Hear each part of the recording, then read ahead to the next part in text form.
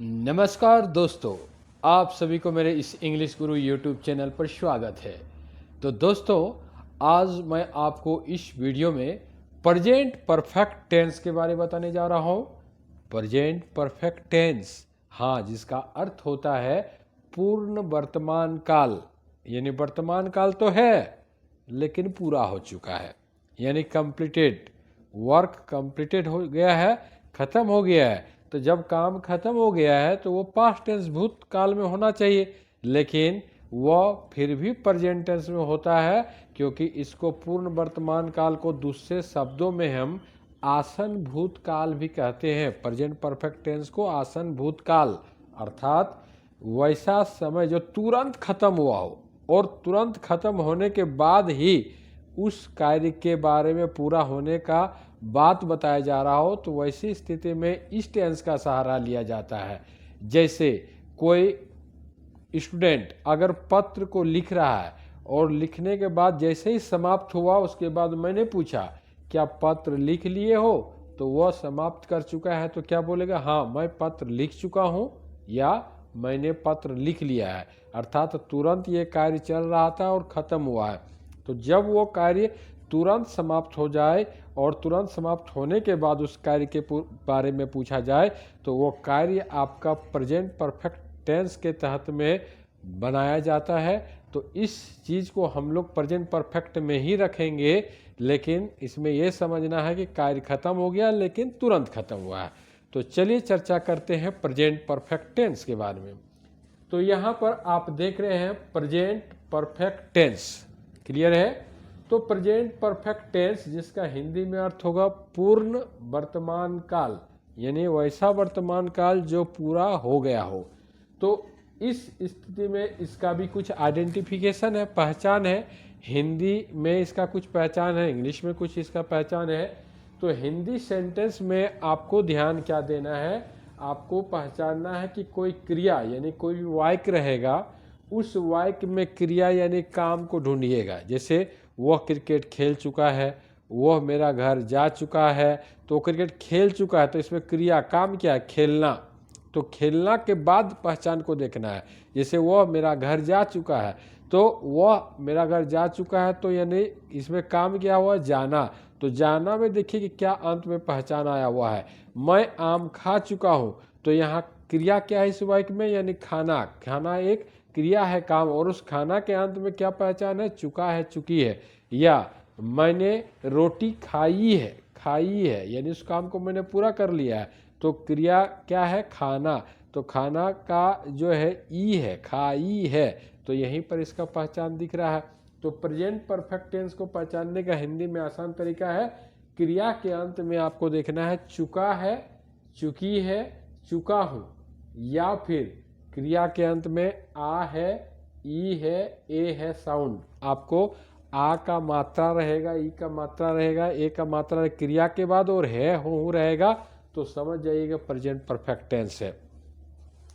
जैसे यहाँ पर एग्जाम्पल हिंदी में देखिए, यहाँ पर जैसे मैं पत्र लिख चुका हूँ, तो लिखना क्रिया है और उसके बाद चुका हूँ, ये आपको पहचान दिला रहा है कि प्रेजेंट परफेक्ट टेंस है। या मैंने पत्र लिखा है, लिखना क्रिया है और लिखना में आ का मात्रा, लिखा है।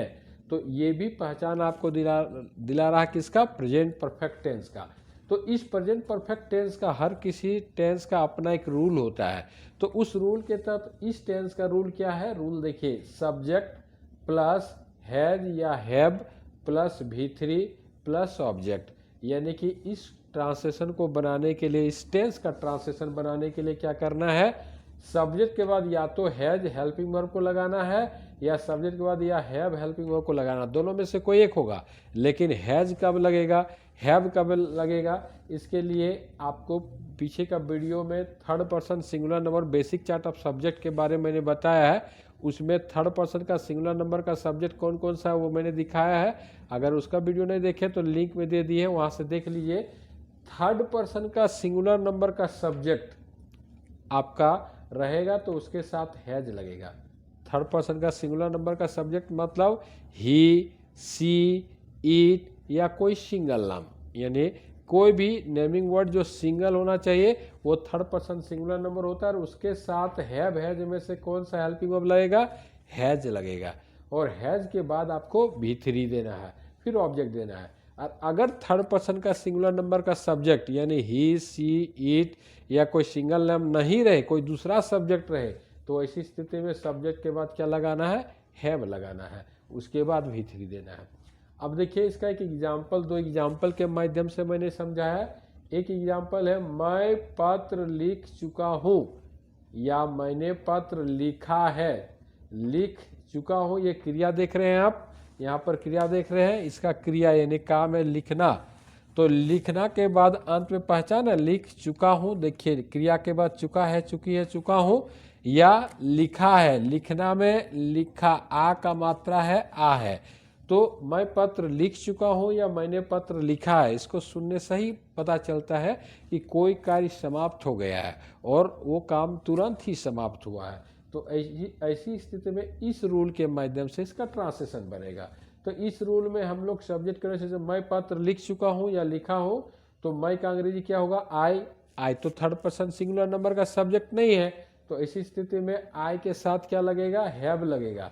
तो आई हैव, उसके बाद लिखना का अंग्रेजी क्या होता है, राइट होता है, लेकिन राइट तो V1 है, तो इसमें लगेगा V3, तो राइट का V3 क्या होता है, रिटेन। तो यहाँ पर हम रिटेन लिखे हैं, उसका तो ऑब्जेक्ट हो गया मेरा पत्र, एक पत्र तो ए लेटर। तो इस तरह से ये वाक्य बन गया I have written a letter. तो मैं पत्र लिख चुका हूँ, लेकिन देखिए इसका सेकेंड वाला वाक्य में फिर हैव नहीं है, हैज है। जैसे वह पत्र लिख चुका है या उसने पत्र लिखा है। तो इस ट्रांसलेशन का जो है क्या है कि वह का अंग्रेजी या उसने का अंग्रेजी क्या होगा, ही। तो ही के साथ थर्ड पर्सन सिंगुलर नंबर हो गया ये सब्जेक्ट, इस कारण से हैव नहीं लगेगा, क्या लगेगा, हैज। इसलिए मैंने इसमें हैज लगाया। He has written a letter, वह पत्र लिख चुका है या उसने पत्र लिखा है, तो he has written a letter. तो इस तरह से यहाँ पर हैज लगाए, यहाँ पर हैव लगाए। तो इस तरह का जितना भी वाक्य होगा, जिस वाक्य में इस तरह का भाव आएगा क्रिया के बाद कि उसने मुझे बुलाया है, उसने मुझे बुलाया है, बुलाया है, तो ये प्रेजेंट परफेक्ट का लक्षण झलक रहा है। तो यहाँ पर क्या होगा कि he has called me, he has called, call का भीतरी called me, he has called me. मैंने भात खाया है, आई हैव ईटेन राइस, ईट का भीतरी क्या हो जाएगा, eaten, I have eaten rice, ठीक है। उसने टीवी देखा है, उसने टीवी देखा है, तो ही हैज वॉच्ड टीवी। इस तरह से जो है कि प्रेजेंट परफेक्ट का पहचानना है कि इस तरह एक पहचान क्या, क्रिया के अंदर कौन सा पहचान आपका आ रहा है। तो ये पहचान आपको जैसे मिलेगा वैसे ही आप प्रेजेंट परफेक्ट का रूल के तहत में बना सकते हैं। इसका रूल को दिमाग में आप रखिएगा और उसके बाद ये ट्रांसलेशन बना दीजिएगा। तो अब यहाँ पर जो ट्रांसलेशन बना, मैं पत्र लिख चुका हूँ या मैंने पत्र लिखा है, I have written a letter या he has written a letter. अब इसको स्पोकन इंग्लिश में प्रैक्टिस करने के लिए क्या करना होगा, इसका सुपर 6 ट्रांसलेशन को बनाना होगा और 6 तरह का ट्रांसलेशन को बना करके फिर आईने के सामने में खड़ा होकर के उसको प्रैक्टिस करना है।